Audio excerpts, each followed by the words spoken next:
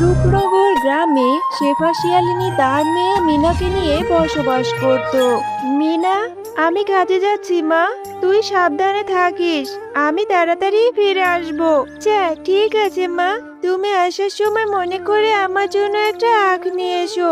বাজারে কত আখ উঠেছে, কত মিষ্টি, খেতে কত মজা। আমার আখ খেতে খুব ইচ্ছে করে মা। আচ্ছা ঠিক আছে রে মা, আমি আসার সময় তোর জন্য বড় দেখে একটি আখ কিনে আনবো। এরপর তুই মন ভরে আখ খাবি। এরপর যদি তোর দাঁত ভেঙে যায় তখন আবার কান্না করিস না। কিরে শেফা, রোজ রোজ তুই এত দেরি করে কাজে আসিস কেন? আজকেও তো লেট করে কাজে এসেছিস। যা, তোকে আর আমার বাড়িতে কাজ করতে হবে না। আরে বাঘিনী ভাবি, কোথায় আমি দেরি করে কাজে এসেছি? আজকেও তো আমি সঠিক সময় কাজে এসেছি। আমাকে এভাবে কাজ থেকে বের করে দিবেন না, তাহলে যে আমার মেয়েটাকে নিয়ে না খেয়ে থাকতে হবে। আরে শেফা, তুই খেয়ে থাকবি না না খেয়ে থাকবি তাই দিয়ে আমি কি করব? আমি সস্তায় কাজের লোক পেয়েছি, তাকে দিয়েই কাজ করাবো। তুই এখন আমার বাড়ি থেকে চলে যা, তোকে আর কাজে আসতে হবে না। বাঘিনী ভাবি যে আমাকে কাজ থেকে বের করে দিল, এখন যে কি হবে? মেয়েটাকে নিয়ে কিভাবে কি করব? ঠিক আছে, মেয়েটা আবার আখ খেতে চেয়েছে, যাই বাজারে গিয়ে একটা আখ নিয়ে বাড়িতে চলে যাই। এরপর শেফা বাজার থেকে একটা আখ কিনে বাড়িতে চলে যায়। ও মা, তুমি আমার জন্য আখ নিয়ে এসেছো, তাও আবার বড় বড় দুইটা আখ। দাও মা, আমাকে আখগুলো কেটে দাও, আমি আখ খাই। আচ্ছা মা, তোমার এত মন খারাপ কেন? মনটা কেমন মলিন হয়ে আছে, তোমার কি হয়েছে মা? না রে মা, কোথায় আর মন খারাপ, কি করব বল? বাঘিনী ভাবি যে আমাকে কাজ থেকে বের করে দিয়েছে, ওরা নাকি কম পয়সায় কাজের লোক পেয়েছে। এখন আমি কোথায় কাজ খুঁজবো? তোকে নিয়ে কিভাবে যে চলবো তাই তো বুঝতে পারছি না রে মা। এখন যে আমাদের না খেয়ে মরতে হবে। মা, তুমি আর মন খারাপ করো না, আমার মাথায় একটা বুদ্ধি এসেছে। চলো মা, তুমি যে দুইটা আখ এনেছো, এই আখ দুটো আমরা কেটে আমাদের জমিতে লাগিয়ে দেই। এরপর আখগুলো বড় হলে আমরা বাজারে বিক্রি করতে পারবো। হ্যাঁ রে মা, তুই ঠিকই বলেছিস। চল আমরা এই আখ দুটো কেটে আমাদের বাড়ির পেছনের জমিতে রোপণ করে দেই। এরপর সেই আখগুলো বড় হলে আমাদের আর কোনো দুঃখ থাকবে না রে মা। হ্যাঁ মা, চলো তাড়াতাড়ি চলো, আমরা এই আখগুলো দা দিয়ে ছোট ছোট করে কেটে আমাদের জমিতে রোপণ করে দেই। চলো মা চলো। এরপর মিনা ও তার মা শেফা শিয়ালিনী সেই আখগুলো কেটে তাদের পাশের জমিতে রোপণ করে দেয় এবং সেই আখগুলোর অনেক অনেক যত্ন নিতে থাকে।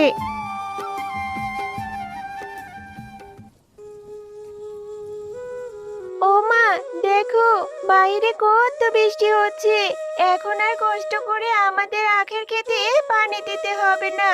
এই বৃষ্টির পানিতে আমাদের আখগুলো অনেক বড় হয়ে যাবে মা। হ্যাঁ রে মা, তুই ঠিকই বলেছিস, এভাবে বৃষ্টি হতে থাকলে আমাদের আখগুলো তাড়াতাড়ি বড় হয়ে যাবে। এরপর বাজারে নিয়ে আমরা ভালো দামে বিক্রি করতে পারবো। হ্যাঁ মা, এরপর আমি রোজ রোজ অনেক আখ খেতে পারবো। এরপর বাজার থেকে আর আমাকে আখ কিনে খেতে হবে না মা। হ্যাঁ রে মা, খাবি খাবি, আগে আখগুলো বড় হয়ে নিক তারপরে। এখন রাত অনেক হয়েছে মা, চল ঘুমিয়ে পড়ি। মা দেখো, আমাদের আখগুলো কত বড় হয়ে গেছে, এখন এই আখগুলো কেটে নিয়ে কি বাজারে বিক্রি করা যাবে মা? হ্যাঁ রে মা, এই আখগুলো তো এখন বাজারে নিয়ে বিক্রি করা যাবে, কিন্তু আমি যে অন্য কিছু ভাবছি রে মা। তুমি কি এত ভাবছো মা? তুমি আমাকে বলো, আমি তোমাকে বুদ্ধি দিয়ে সাহায্য করব। ওরে আমার বুদ্ধিমতী মেয়ে রে, আমি ভাবছি বাজারে তো বাঘ মামা আখ বিক্রি করে, কিন্তু আমরা যদি এখন বাজারে আখ নিয়ে যাই তাহলে সেই আখগুলো তো বিক্রি হবে না। সবাই তো বাঘ মামার দোকান থেকেই আখ কিনে নিয়ে যাবে রে মা। মা, বাঘ মামা তো আজ তো আখ বিক্রি করে, কিন্তু আমরা যদি এই আখগুলোর জুস করে বিক্রি করি তাহলে এই গরমে সবাই আখের জুস কিনে নিয়ে খাবে। হ্যাঁ রে মা, বুদ্ধিটা কিন্তু দারুণ হয়েছে। চল এখন আমরা আখগুলো কেটে বাজারে নিয়ে যাই বিক্রির জন্য। এরপর শেফা শিয়ালিনী তাদের ক্ষেতের আখগুলো কেটে বাজারে নিয়ে যায় বিক্রির জন্য। আসুন আসুন দাদারা দিদিরা, মিষ্টি আখের রস, এই গরমে মন শীতল করা আখের জুস, খেয়ে যান গো, খেয়ে যান। আরে এই ছোট লোক শেফা শিয়ালিনী বাজারে আখ নিয়ে এসেছে, আবার আখের জুস করে বিক্রি করছে। ও এত আখ কোথায় পেলো? ওকে তো কিছুতেই এই আখের ব্যবসা করতে দেওয়া যাবে না। এভাবে শেফা শিয়ালিনীর আখের জুস খুব ভালো বিক্রি হতে থাকে। এদিকে বাঘ মামার দোকানে আর কেউই আখ কিনতে যায় না। এটা দেখে তো বাঘ মামা রাগে ক্ষোভে গজগজ করতে থাকে। সত্যি গো শেফা ভাবি, তোমার দোকানের আখের রসগুলো খুব মজা, খুব মিষ্টি, খেয়ে খুব তৃপ্তি পেলাম। এরপর থেকে বাজারে আসলে তোমার দোকান থেকেই আখের রস খাবো। হ্যাঁ গো, তোমাকে যে বাজার আনতে বলেছিলাম তুমি তো কোনো বাজার আনোনি। আর মনটা খারাপ করে এখানে বসে আছো কেন? কি হয়েছে? আজকে কি দোকানে বেচা কিনা হয়নি নাকি?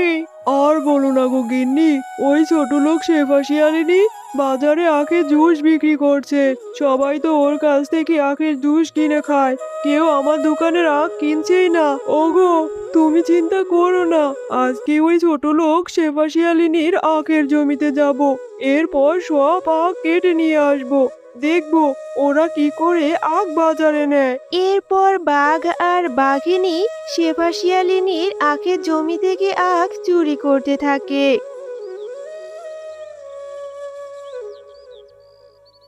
ও মা, দেখো আমাদের আখের জমির আখগুলো কে চুরি করে নিয়ে গেল? আমাদের আখের জমিতে তো আর অল্প মাত্র কয়েকটা আখ রয়েছে মা। হ্যাঁ রে মা, তাই তো দেখছি।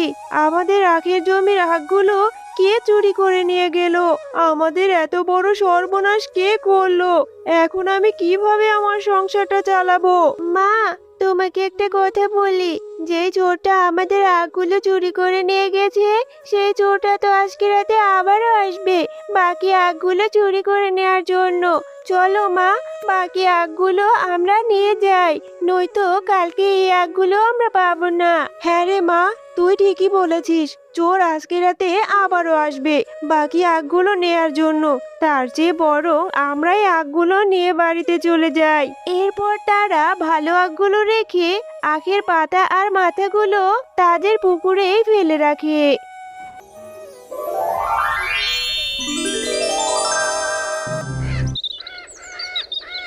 মা, দেখো, কালকে আমরা আখের পাতাগুলো পুকুরে ফেলেছিলাম, সেখান থেকে তো আমাদের পুকুরে কত কত আখ হয়েছে মা। এখন আমাদের আর কষ্ট থাকবে না মা, আমরা এই আখগুলো এখন আবারও বাজারে বিক্রি করতে পারবো। হ্যাঁ রে মা, তা তো বুঝলাম, কিন্তু এই আখগুলো যদি আবারও সেই চোর এসে চুরি করে নিয়ে যায়, তখন আবার কি হবে? না মা, এই আখগুলো চোর আর চুরি করতে পারবে না। আমরা এই চোরকে আর চুরি করতে দেব না। চোর তো রাতের বেলায় আখগুলো চুরি করতে আসবে মা। আমরা এই আখগুলোতে রাতের বেলা কারেন্ট দিয়ে রাখবো, এরপর চুরি করতে আসলে কারেন্টের শক খাবে। এরপর শেফা শিয়ালিনী আবারও আগের মতো বাজারে আখের জুস বিক্রি করতে থাকে। আর এটা দেখে বাঘ মামা আবারও রেগে যায়। আরে এই শেফা শিয়ালিনীর জন্য তো দেখছি আমি আখের ব্যবসা করতেই পারবো না। ওর আখগুলো চুরি করে নিয়ে আসলাম, আবারও আখ নিয়ে বাজারে চলে এসেছে। এর একটা বিহিত করতেই হচ্ছে। আরে গিন্নি শোনো, ওই শেফা শিয়ালিনী আবারও বাজারে আখের জুস বিক্রি করছে। ওর জন্য তো আমার ব্যবসায় লাল বাতি জ্বলে যাচ্ছে। এর একটা কিছু তো করতেই হবে গিন্নি। বুঝতে পেরেছি গো, তোমাকে দিয়ে কিছুই হবে না। আজকে আমি নিজেই যাব, শেফা শিয়ালিনীদের ওই আখগুলো আমি নিজেই চুরি করে নিয়ে আসবো। আজকে রাতেই যাব।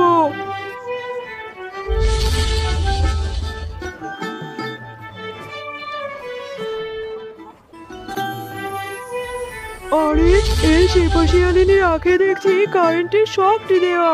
আমি তো কারেন্টের শক খেয়ে মরে গেলাম গো। বাঁচাও, বাঁচাও আমাকে।